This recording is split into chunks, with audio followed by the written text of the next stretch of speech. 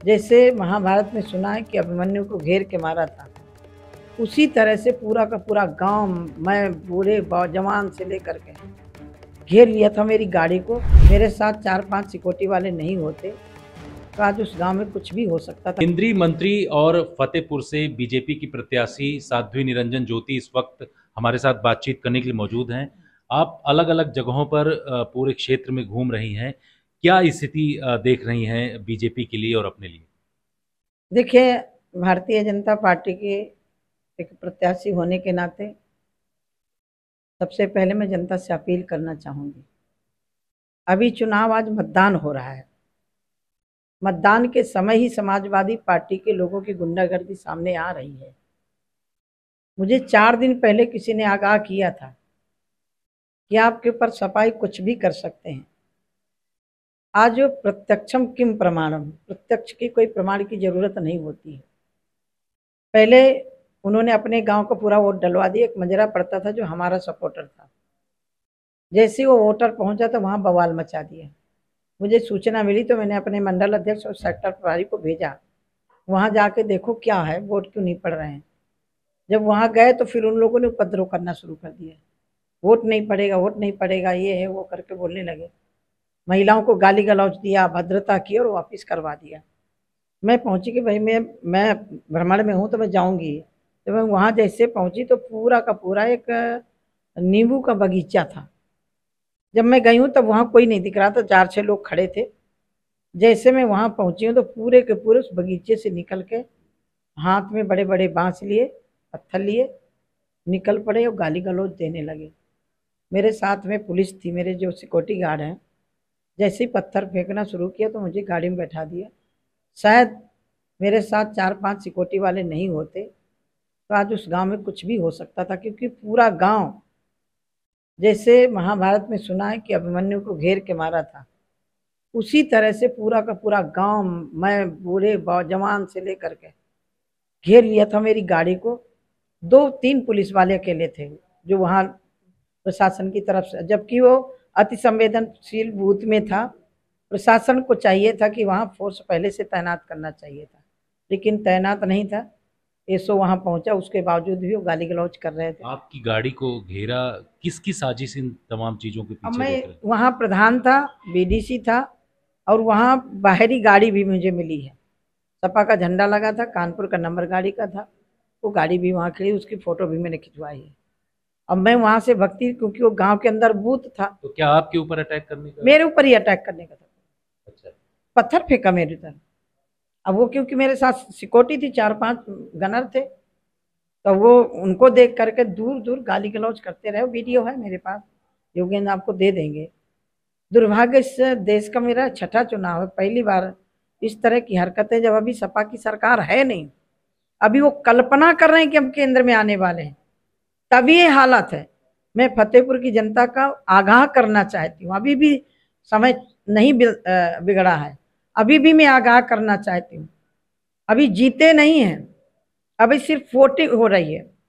एक भारतीय जनता पार्टी की मंत्री और प्रत्याशी के ऊपर हमला करवा सकते हैं, तो इनकी मानसिकता आप समझ सकते हैं कि किस तरह की मानसिकता से ग्रसित हैं। मैं आज 6ठा चुनाव लड़ रही हूँ, लेकिन इस तरह की मैंने हरकत कभी नहीं देखी है। ये आरोप लगाया जा रहा है कि समाजवादी पार्टी जो है वो तीसरी बार आपका जो विजय रथ है उसको रोकने की पूरी कोशिश, रोकने और का ये लगातार, ये क्या आपको ऐसा लग रहा है? रोकने का तरीका और हो सकता है भाई, तुमने काम किया हो तो अपने काम गिनाइए, लेकिन किसी को खटारा गाड़ी कह करके अब शब्दों का प्रयोग करना, ये किया अखिलेश ने, और उनके समर्थकों ने आज मेरे ऊपर हमला कर दिया। तो मैं फतेहपुर की जनता का आगाह करना चाहती हूँ, 10 सालों में कहीं भी कोई गुंडागर्दी नहीं हुई है। यदि इस फतेहपुर की शांति जनता चाहती है तो मैं निवेदन करती हूँ कि मैं ऐसे लोगों को उखाड़ के फेंकने की जरूरत है जो अभी से जीते नहीं है तब गुंडागर्दी कर रहे हैं। हैट्रिक आपकी जो लगने वाली है उसको लेकर के आप कितना आश्वस्त हैं? किस तरीके से जनता के बीच में देख रहे हैं? देखिए, जनता का उत्साह मुझे नजर में आ रहा। मैं सुबह से घूम रही हूँ, जिस बूथ में जा रही हूँ हर बूथ में कार्यकर्ता कह रहा दी थी, किसी में 70 है, किसी में 60 है हमारा। तो मुझे लग रहा है कि हमें अच्छी लीड मिलेगी। राहुल गांधी, अखिलेश यादव, ये तमाम लोग कह रहे हैं कि बीजेपी जो है 150 पार नहीं कर पाएगी, कोई कह रहा है 200 पार नहीं कर पाएगी। इस तरीके के आंकड़े देकर के क्या बताना चाह रहे हैं वो लोग? जनता को भ्रमित कर रहे हैं। इनके इंडी गठबंधन के बहुत खासम खास जो अभी पश्चिम बंगाल में अलग अलग लड़ रहे हैं, ममता बनर्जी ने स्वयं कहा कि कांग्रेस 40 नहीं पार कर पाएगी। तो इंडी गठबंधन के अंदर ही सवाल उठ रहे हैं, तो कैसे कह सकते हैं? मोदी जी की सरकार फिर से आ रही है, दम से आ रही है, मजबूती से आ रही है, देश के लिए काम करेंगे। आज फतेहपुर के साथ साथ अमेठी, रायबरेली, इन तमाम जगहों पर भी चुनाव है। काफ़ी वीवीआईपी कॉन्स्टिट्यूएंसीज हैं। आप केंद्र सरकार में मंत्री हैं, जो वहाँ पर राहुल गांधी खड़े हुए हैं, किशोरी लाल शर्मा, इन तमाम लोगों को आप किस तरीके से देखती हो, क्योंकि वो लोग तो जीत का दम भर रहे हैं? देखिए, मुझे लग रहा है कि केरल चले गए थे, यहाँ के डर के कारण अमेठी को छोड़ दिया। अमेठी इनकी सीट थी, अमेठी से लड़ना चाहिए था। केरल से भागे, अब अमेठी से भागे, अब रायबरेली आए हैं।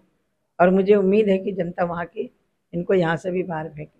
पूरे देश भर में आप लोग किस तरीके से आश्वस्त हैं? विपक्ष जिस तरीके से कह रहा है कि इस बार पूरी तरीके से सफाया हो। विपक्ष 19 में भी तो कह रहा था कि भारतीय जनता पार्टी की 150 सीटें नहीं आएंगी, 303 सीटें आई। हम जनता के बीच में हैं, जनता के लिए काम किया है, जनहित के काम किए हैं, जनता के जो मूलभूत सुविधाएं उनको उपलब्ध कराया है। तो हम काम के बल पर जा रहे हैं और इनके कारनामे छुपे नहीं हैं। कांग्रेस, सपा, बसपा सारे साथ मिलकर सरकार चलाते रहे 10 साल। 2G घोटाला, रेल घोटाला, कोयला घोटाला, कोई भी घोटाला नहीं बचा था। आकाश से लेकर पाताल से लेकर कोई नहीं बचा था।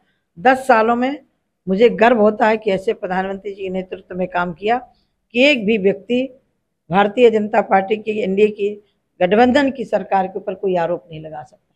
शुक्रिया आज तक से धन्यवाद। बातचीत करने के लिए। तो साध्वी निरंजन ज्योति की तरफ से ये कहा गया कि जीत को लेकर के वो पूरी तरीके से आश्वस्त हैं और देश में इस बार भी तीसरी बार उनकी भी जीत होने वाली है और तीसरी बार देश में बीजेपी की सरकार बनने जा रही है। फतेहपुर से कैमरामैन रविकांत तोतावार के साथ जितेंद्र सिंह, आज तक।